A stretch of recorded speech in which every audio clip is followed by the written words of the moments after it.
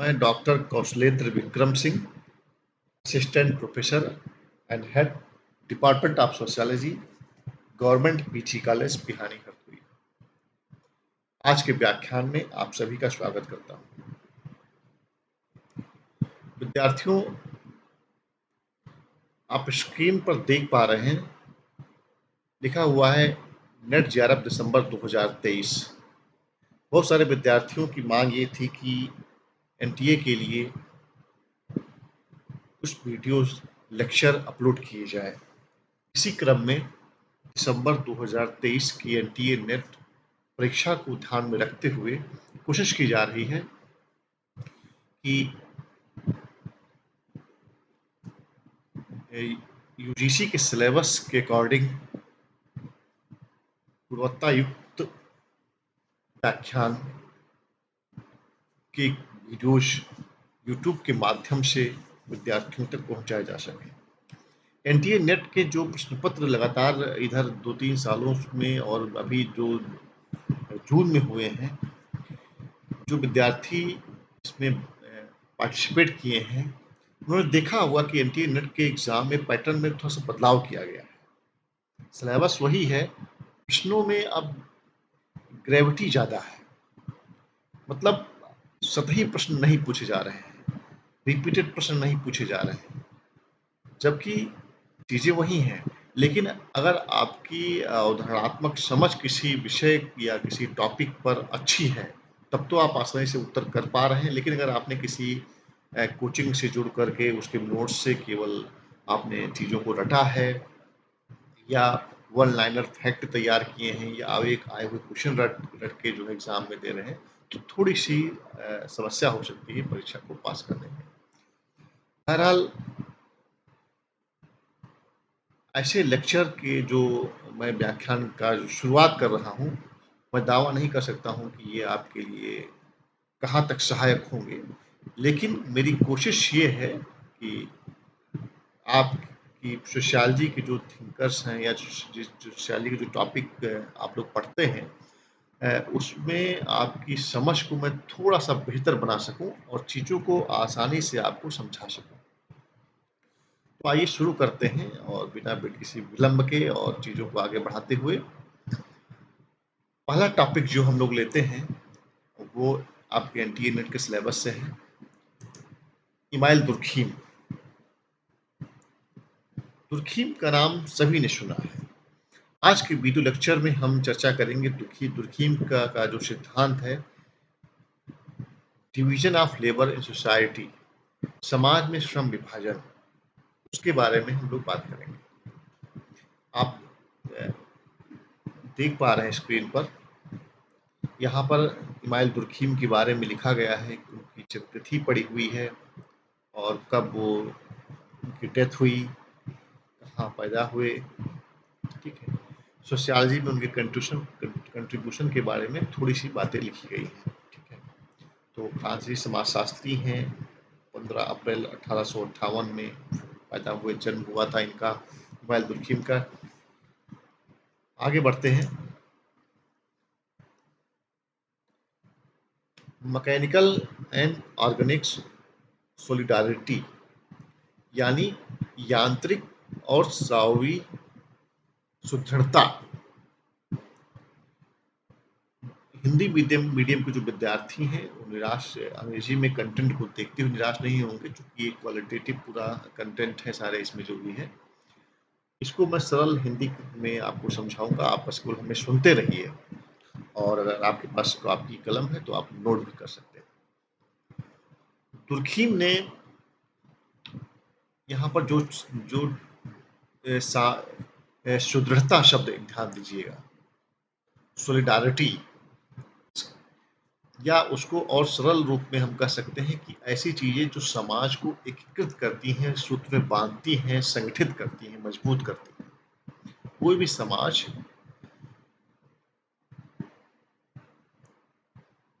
बना रहे, संगठित रहे, इसके लिए सोसाइटी में के कुछ अपने रूल्स होते हैं और वो रूल्स नगरीय समाजों के लिए में उन रूल्स के जो नियम हैं वो बहुत फॉर्मल रूल्स हो सकते हैं। ग्रामीण समाजों के लिए जो सरल समाज है वहाँ के जो रूल्स हैं वो अलग प्रकार के हो सकते हैं, या ऐसे हो सकते हैं जो जो अनौपचारिक हो सकते हैं, सख्त भी हो सकते हैं। क्या है इसके बारे में हम अपनी बात न करके दुर्खीम को हम लोग समझने की कोशिश करेंगे। तो मैकेनिकल मैकेनिकल का मतलब है यांत्रिक, ऑर्गेनिक का मतलब है सावयवी।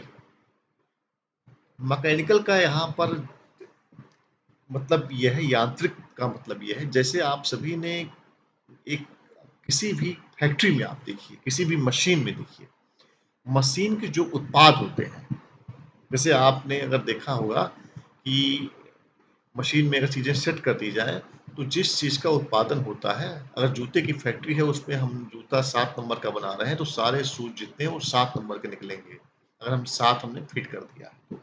और रंग रूप सबका अगर 7 नंबर का शूज है, कलर ब्लैक है तो वैसे ही निकलेंगे।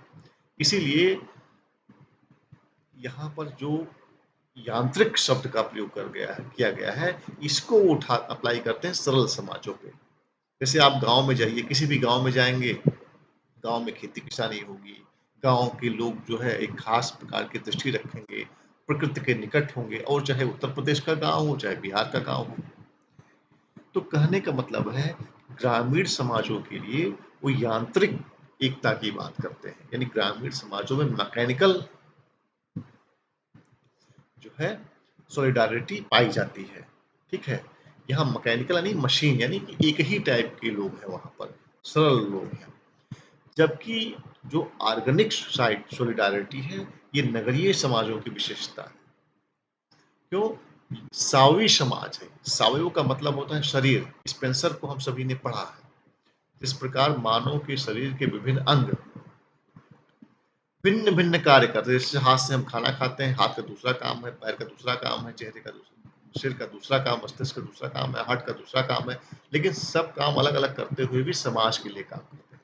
यानी शरीर को भी स्थिर कौन रखता है?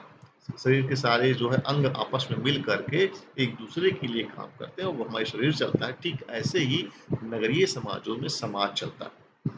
डिटेल में इसमें हम लोग आगे पढ़ेंगे। आप पहला पॉइंट देख पा रहे हैं, मैकेनिकल एंड ऑर्गेनिक सॉलिडारिटी के बारे में लिखा गया है। तो ये जैसा है कि French social scientist email Durkheim का कंसेप्ट है ये सोशल। अब आप देखिए जो सेकंड पॉइंट है सोशल कंसेप्ट, आप स्मॉल, ठीक है, सोसाइटी, ये अनडिफरेंटिएटेड सोसाइटीज जो है, मतलब ठीक है, इसको हम सरल शब्दों में अगर हम हिंदी में कहें तो इसका मतलब ये है कि मैकेनिकल समाज के मतलब यांत्रिक समाज ऐसे हैं जो छोटे होते हैं, सरल होते हैं, ठीक है, मतलब अनडिफरेंटिएटेड, यानी उनमें बहुत ज्यादा विभिन्नताएं नहीं पाई जाती है। ठीक है, एंड उसकी तरफ दूसरे समाज कौन से हैं? वो ऑर्गेनिक सोसाइटी है, वहां पर बहुत सारी विभिन्नताएं पाई जाती हैं, यानी कि शहरी समाज है। ठीक है, तीसरे बिंदु पे देखिए, जो यांत्रिक समाज है वहां जो सुदृढ़ता है या सॉलिडारिटी है वो कैसे है? क्योंकि उन सबके एक कॉमन वैल्यू और मूल्य और बिलीफ्स हैं। जैसे गांव के लोग क्या मानते हैं, गांव के लोग ये मानते हैं, या सरल समाज के लोग ये मानते हैं, मैकेनिकल सोसाइटीज के लोग ये मानते हैं, सब एक ही चीज है कि जो की परंपराओं का पालन करना चाहिए, ठीक है, गरीबों की मदद करनी चाहिए, सामुदायिक भावना, यानी वहाँ वैल्यूज और विश्वास। अक्सर देखा होगा ऐसे समाजों में धर्म की बड़ी भूमिका होती है। वहाँ लोग विश्वास करते हैं, बिलीव करते हैं कि अगर कोई गलत काम करेगा तो ईश्वर दंड देगा, ये विश्वास है। ठीक है, शहरों में ये चीजें नहीं है। जो जो जो जो विशिष्ट समाज है वहाँ लोग जो है गलत काम इसलिए नहीं करते हैं क्योंकि कानून दंड देगा, वो कानून से डरते हैं। ठीक है, यहाँ विश्वास ग्रामीण समाजों में, यांत्रिक समाजों में विश्वास और बिलीफ्स, ये चीजें ज्यादा महत्वपूर्ण होती हैं। ठीक है, कॉमन वैल्यूज बिलीफ ठीक है।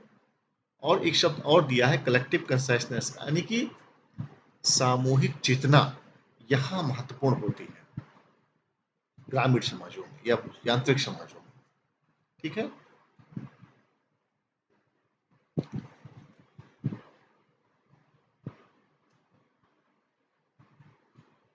शहरों में अगर हम बात करें,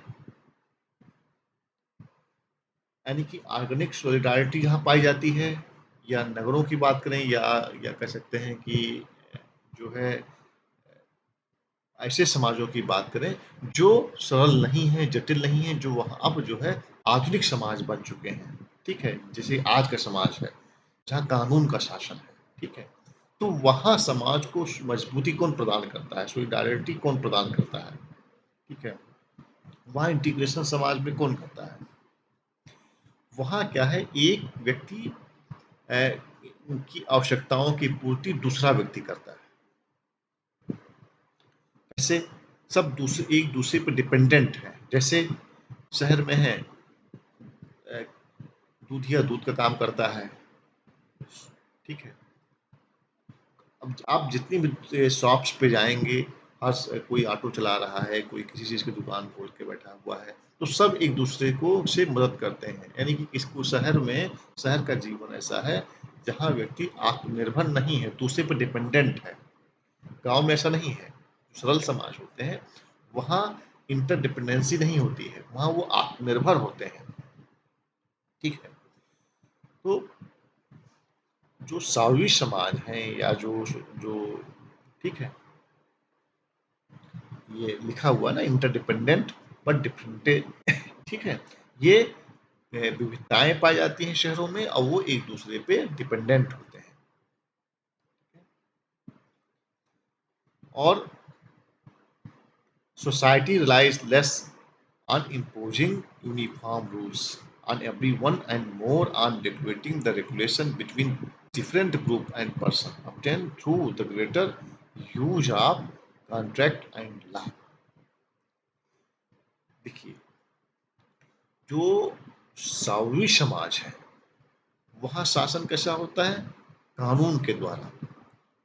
और ये कानून कैसे शासन करता है, यहाँ पर जिस अनुरूप में कानून का आप उल्लंघन करेंगे वैसा ही उसके लिए दंड का प्रावधान किया गया है। यानी यहाँ यूनिफॉर्मिलिटी नहीं है। यहाँ है आपका जो जो जो अपराध के सापेक्ष आपको दंड दिया जाता है।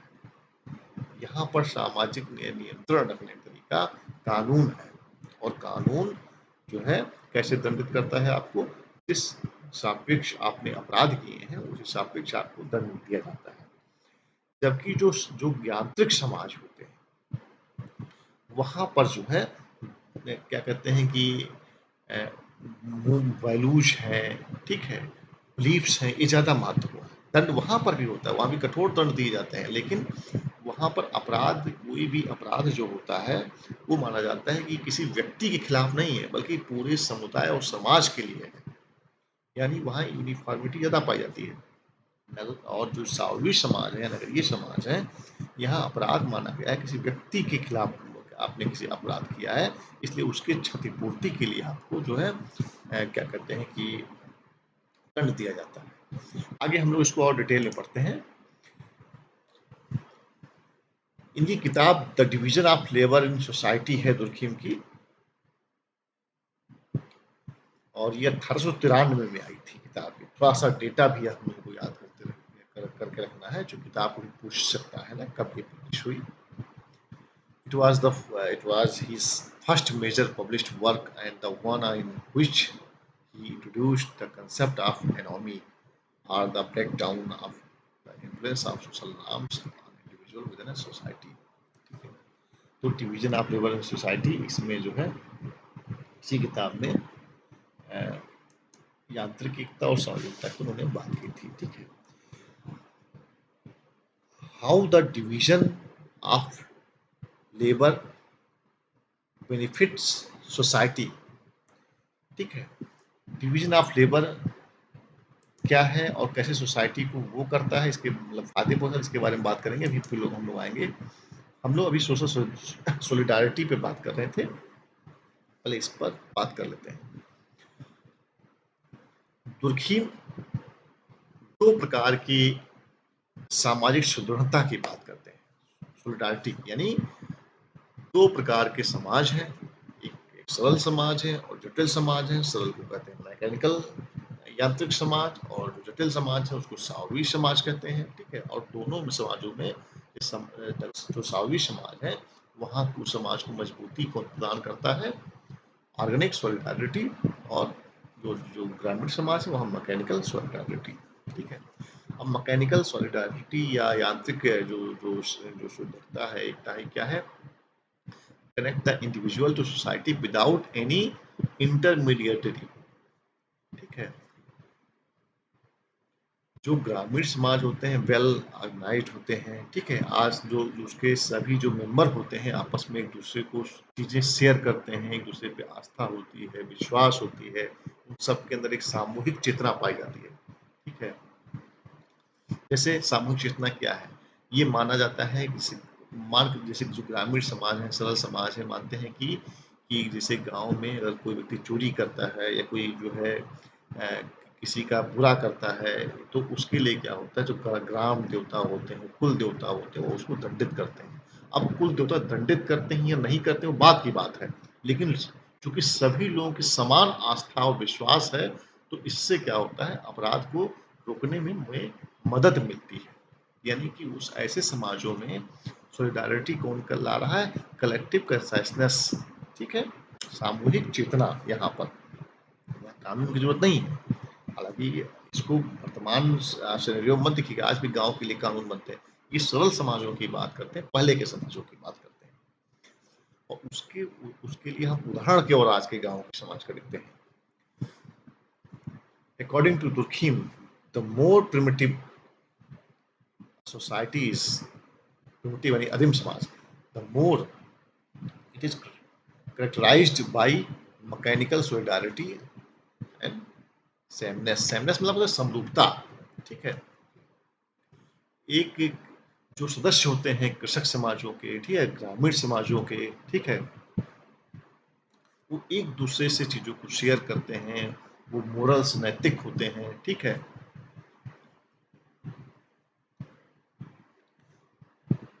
जो नगरीय समाज है दूसरी ओर, वो मोर कॉम्प्लेक्स सोसाइटीज होते हैं, वो जटिल समाज होते हैं।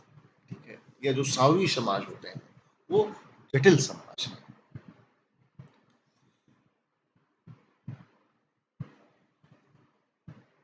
A system of different function united by definite relationship. Each individual must have a distinct job, a task and a personality that is their own। वही बात जो अभी हो रही थी ना कि जो जो जो जो ऑर्गेनिक सॉलिडारिटी है, ऐसे समाजों में क्या होता है कि वहाँ कोई व्यक्ति कोई जॉब कर रहा है, कोई व्यक्ति कोई दूसरा काम कर रहा है, कोई कुछ और काम कर रहा है, और सब आपस में मिलकर के एक दूसरे को जो है इंटरडिपेंडेंट हो जाते हैं, वो आत्मनिर्भर नहीं है। ठीक है,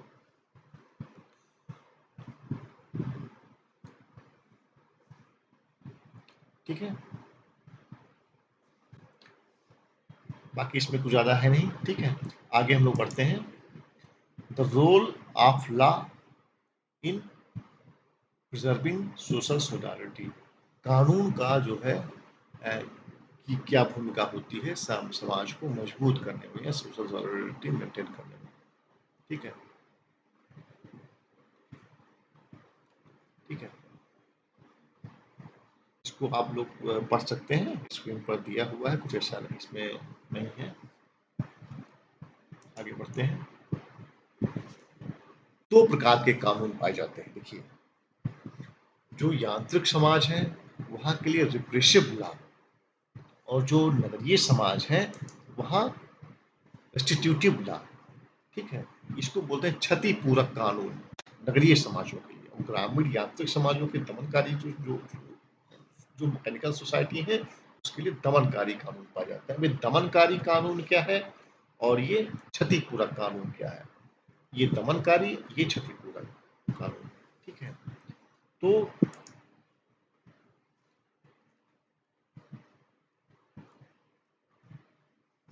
ये देखिए रिप्रेसिव लॉ, ठीक है, यानी दमनकारी कानून। Repressive law is related to the centre of common consistence and everyone participates in judging and punishing the perpetrator। ठीक है, इसका मतलब क्या है कि जो दमनकारी कानून होता है, अगर मान लीजिए कि आदिम समाजों में, प्रिमिटिव सोसाइटीज में कैसे कैसे सुधरता है, यांत्रिक समाजों में यांत्रिक सुधरता है। ठीक है, यहाँ कैसा कानून पाया जाता है? दमनकारी कानून। अगर किसी व्यक्ति ने कोई अपराध किया है तो माना जाता है कि वह अपराध किसके खिलाफ है? पूरे समाज के खिलाफ है, और उस अपराध के लिए कठोर दंड दिया जाता है। जैसे गांव में अगर किसी एक उदाहरण के रूप में ग्रामीण समाजों में अगर आपने किया किसी गांव की किसी भी बेटी को किसी दूसरे ने छेड़खानी कर दिया, टिप्पणी कर दिया, कमेंट कर दिया, तो ऐसी स्थिति पड़ सकती है कि कई बार ऐसे सुना ऑनर किलिंग भी हो जाती है, या कई बार जो है सुना होगा कि उसको लोग जो है पंचायतें उसको बहिष्कृत कर देती हैं। बड़ा अपराध माना जाता है किसी भी चीज़ को लेकर। क्यों? क्योंकि उसकी अस्मिता पूरे गांव या समाज से जुड़ी हुई होती है। और अधिक समाजों में वहाँ रिप्रेसिव लॉ है, वहाँ आपको सिर्फ इसे दंड नहीं मिलता है कि आपने उस लड़की के खिलाफ किया है, उस सबके वो माना जाता है कि वह जो है क्राइम पूरे सोसाइटी के अगेंस्ट आपने क्राइम किया है। जबकि जो क्षतिपूरक कानून ये नगरीय समाजों में पाए जाते हैं या विकसित समाजों में पाए जाते हैं, जिसको हम ऑर्गेनिक सोसाइटी कहते हैं, जहाँ पर कई सारी संस्थाएं विकसित होती हैं, एक संस्था कोई और काम करती है, दूसरी संस्था कोई और काम करती है, ठीक है, और सब एक दूसरे पे डिपेंडेंट होते हैं। ठीक है, ऐसे समाजों में कानून का कैसा है, यहाँ पर क्षतिपूरक कानून किया जाता है यहाँ, ताकि एज ए दंड इसलिए दिया जाता है ताकि अगर आपको व्यक्ति अपराध से अपराध करेगा तो उसको उसी अपराध की के सापेक्ष जो है दंड दिया जाता है। यहाँ माना जाता है कि अपराध किसके खिलाफ हुआ है? किसी व्यक्ति के खिलाफ अपराध किया गया है। ठीक है, और इसके लिए बाकायदा कोर्ट होती हैं, लॉयर्स होती हैं, और एक प्रक्रिया प्रोसेस होती है। ऐसे समाजों में पर्याप्त अवसर दिया जाता है किसी भी अपराधी को अपना पक्ष रखने का, और कई सारे कानून होते हैं कि जैसे कि किसी भी चीज़ के लिए 2 बार दंड नहीं मिलेगा। ठीक है, हर एक चीज़ के लिए। तो ऐसे इसको क्षतिपूरक कानून कहते हैं। ये साउवी समाज में पाया जाता है। ठीक है, अब हम लोग आ जाते हैं ये बेनिफिट क्या है division of labour in societies का। बेनिफिट क्या है इसके बारे में बात करेंगे। How the division of labour benefit societies. ठीक है, तो एक जैसे तो discuss how the division of labour.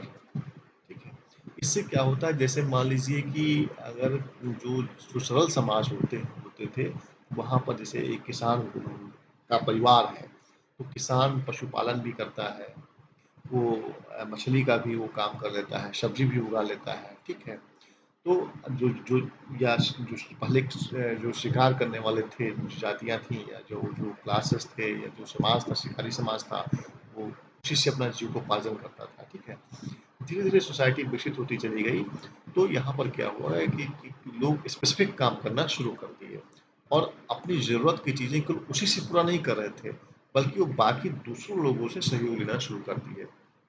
जैसे आजकल वेल मैनर में देखा होगा आपने कि बड़ी बड़ी कंपनीज हैं जो अब जैसे बाटा जूते की फैक्ट्री क्या है, शूज़ बनाती है। ठीक है, वैसा तो ना कि जूते का मालिक है उसकी जीव जीव का जो उसका वो जो है जूते पर डिपेंडेंट नहीं, उसको रोटी चाहिए, कपड़ा चाहिए, मकान चाहिए, उसके वर्कर्स को बहुत सारी सुविधाएं चाहिए, दूध चाहिए, खेती मतलब खाने वाली चीज़ चाहिए, वो चीज़ें दूसरे लोगों से उसको मिलती हैं। ठीक है, तो डिवीजन ऑफ लेबर सोसाइटी, जितने ही ज़्यादा डिवीजन काम का होगा, उतने जो आदमी एक ही काम करेगा, कई सारे काम नहीं करेगा, तो उस काम में क्या होगा, वो उसके अंदर कौशल का विकास होगा, स्किल डेवलप होगा। देखा यहाँ पर हालांकि इंक्रीज द रिप्रोडक्टिव कैपेसिटी, क्षमता end of process and skill set of the workers. जो भी कोई कर्मचारी के काम करने वाले हैं, तो सरल सरल समाजों को या जटिल समाजों में ये अच्छी बात होती है। देखिए, ठीक है, it is also create a feeling of solidarity among people who share those jobs। ठीक है, ठीक है, तो ये जरूरी है मिला करके।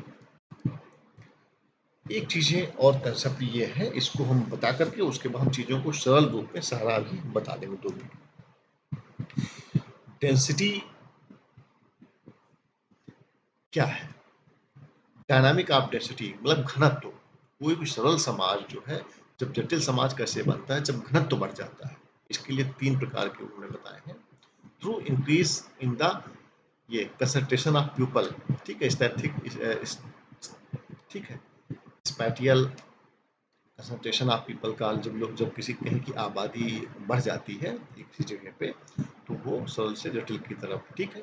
इसी तरीके से नगरों का विकास, ग्रोथ ऑफ टाउन्स हो जाता है तो जटिल समाज, ठीक है। इसके अलावा जो परिवहन के और संचार के साधन विकसित होते हैं तो समाज घनत्व जो है बढ़ता है, और इससे क्या है, जो सरल समाज है वो जटिल समाज की ओर कन्वर्ट हो जाते हैं, ठीक है।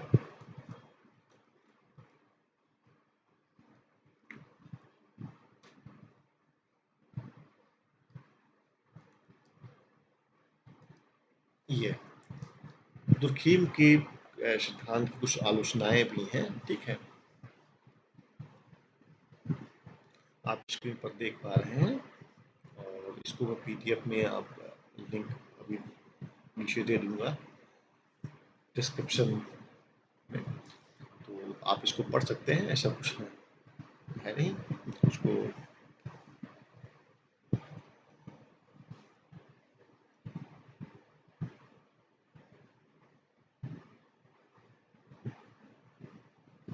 ठीक है,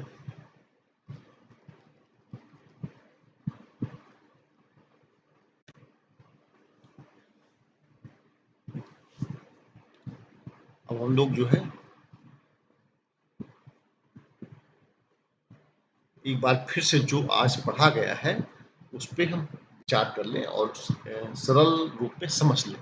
तो कुल मिलाकर के दुर्खीम का जो श्रम विभाजन का सिद्धांत है वो इस पर है, वो एकता पर, सॉलिडारिटी पे आधारित है।